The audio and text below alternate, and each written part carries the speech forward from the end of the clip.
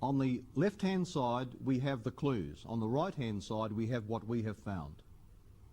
Number one, the Bible tells us that the ark landed in the Ararat region. Number two, it landed on the mountains. Mountains, plural. 3. Ancient traditions tell us that it landed on that it's now to be found on a hill, not a tall mountain. 4. In the Quran, we are told that the name of that hill is Al-Judi. Now, the Quran, of course, was written by Muhammad, who was a descendant of Abraham, and although the Muslims are not Christians, they still believe in the flood. They have ancestors who survived it, just as we do. Now, we have found that our boat shape is in the Ararat region. Secondly, it's on a mountain range, which would be compatible with on the mountains of Ararat. It is on a hill, not a tall mountain. And the name of this hill on maps for many years has been Al-Judi. The Turkish maps have it as Al-Kudi, very, very similar. It was stated to be on the hill's west side.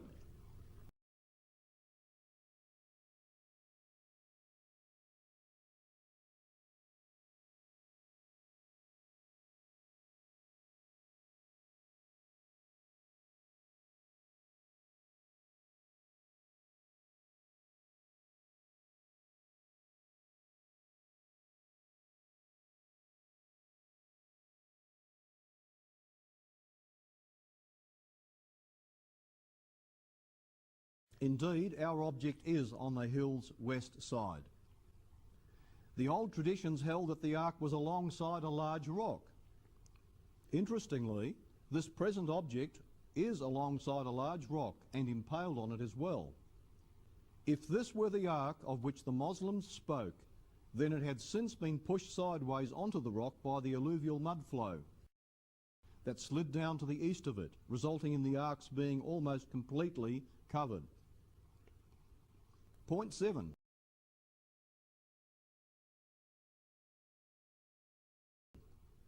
The Assyrian king Ashurnazirpal II, and this king reigned between 883 to 859 BC, claimed that the ark's resting place was Nisr. Friends, less than 500 metres from this present object was a village now called Uzunjili, and under it, according to older maps, lay Sar, or Nasar, or Nisr. Point 8.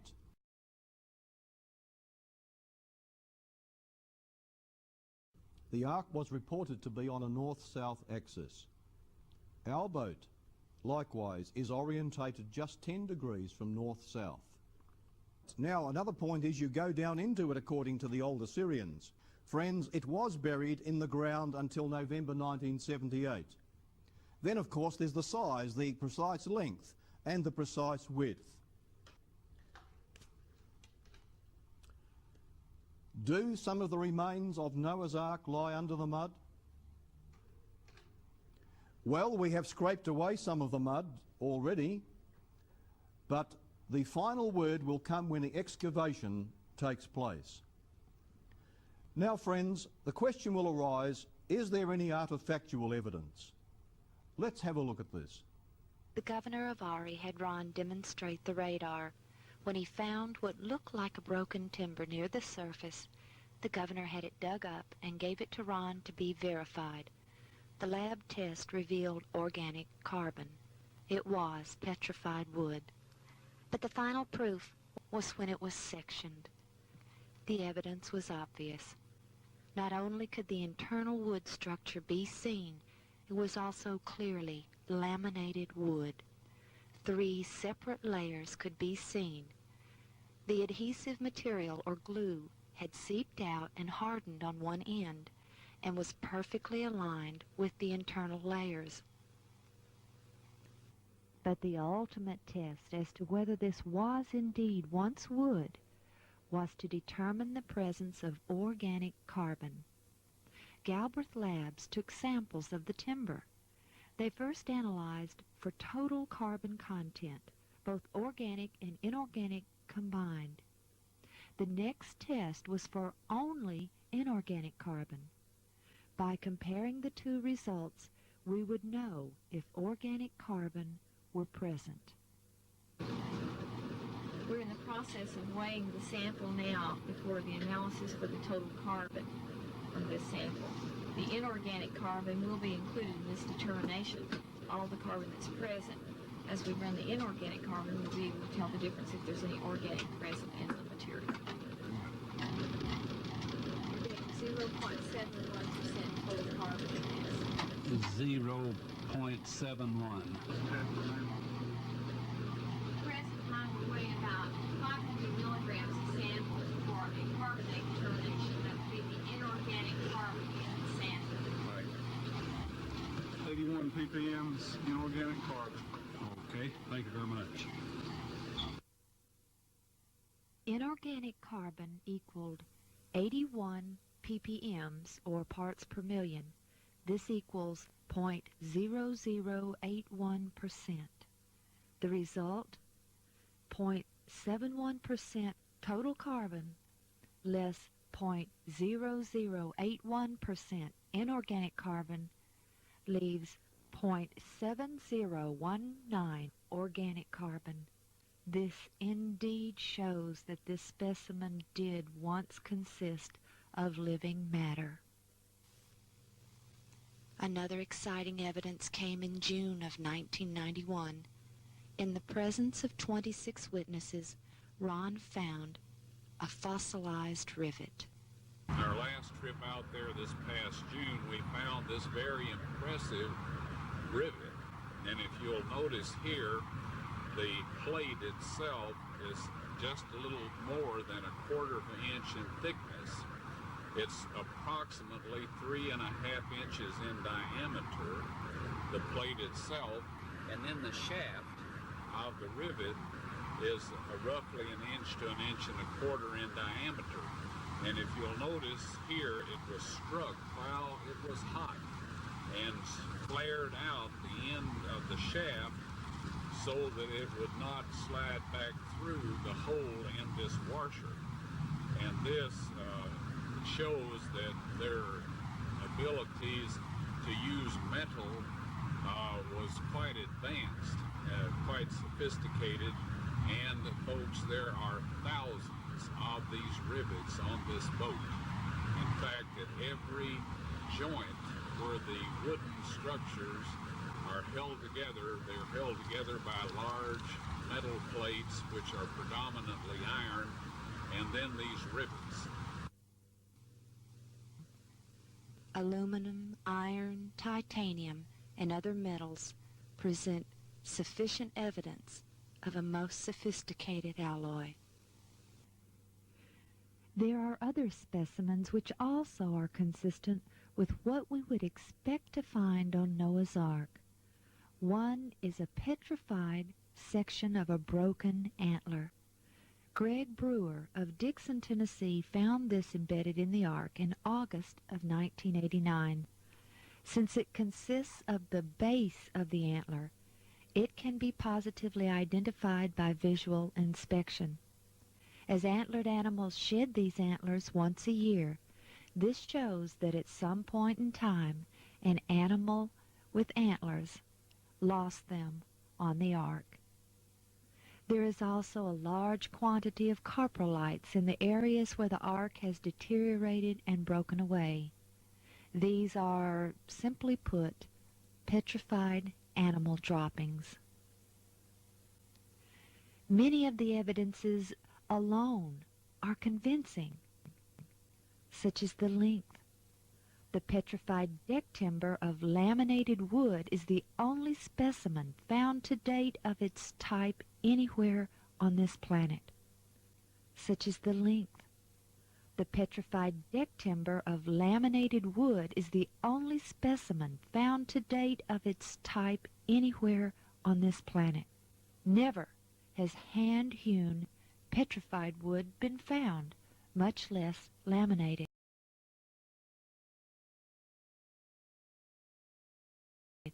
And the list goes on even beyond what we've examined here. But all of the evidences combined are overwhelming. We're delighted with the results, and at this point in time, personally, I can look anybody in the eye and say that this boat-shaped formation in eastern Turkey is actually the remains of Noah's Ark. Friends, the Turkish government reportedly sent a archaeological team to the site, and they recovered 4 intact metal rods, about 4 feet long, say about 120 centimetres long. These are now in the custody of the Ministry of Mines and Minerals. So you see, even before we get inside the boat, much is already being pushed out. As the mud comes over the top, it pushes down into some of the broken timber, into the rooms, and pushes out again items from the side where the rock has intruded. So we're getting a little foretaste of what may be found when excavation takes place later. Now there's a question that inevitably arises, and that is, but there couldn't be iron in a boat that old, surely? Well, friends, I suggest you get hold of a copy of my book, Dead Men's Secrets. Over 12 years of research in 30 countries produced some startling evidence. The truth is that long before the so-called Iron Age, human technology was incredibly advanced. Not only iron, but even aluminium was in use. We have solid evidence of this.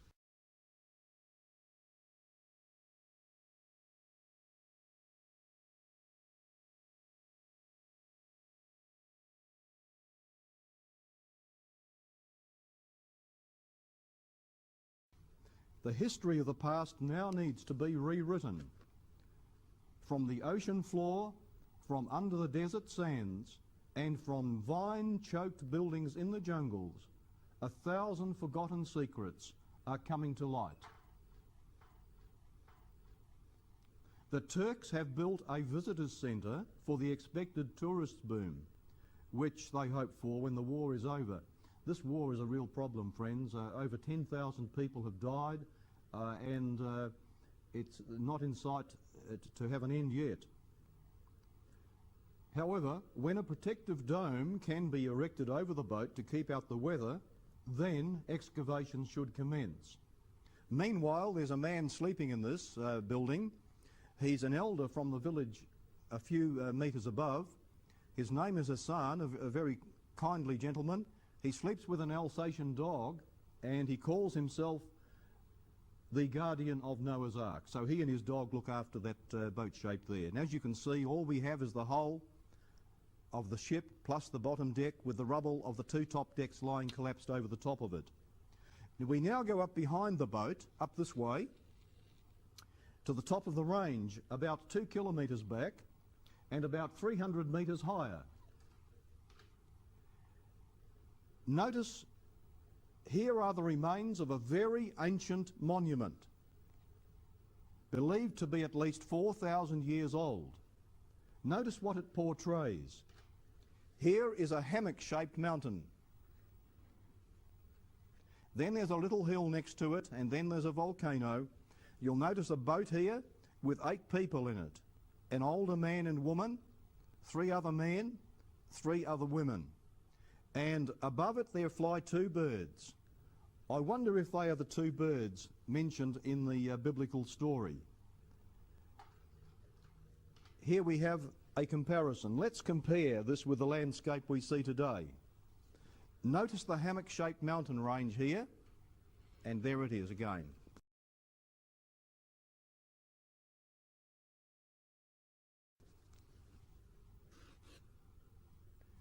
There is the little hill, and there it is. Now the volcano is not in the picture, but it is over here to the right out of the picture. And what this ancient inscription is telling us is that the boat was up there one time. Today we have it here. But coming from that volcano, there is an ancient volcano lava flow.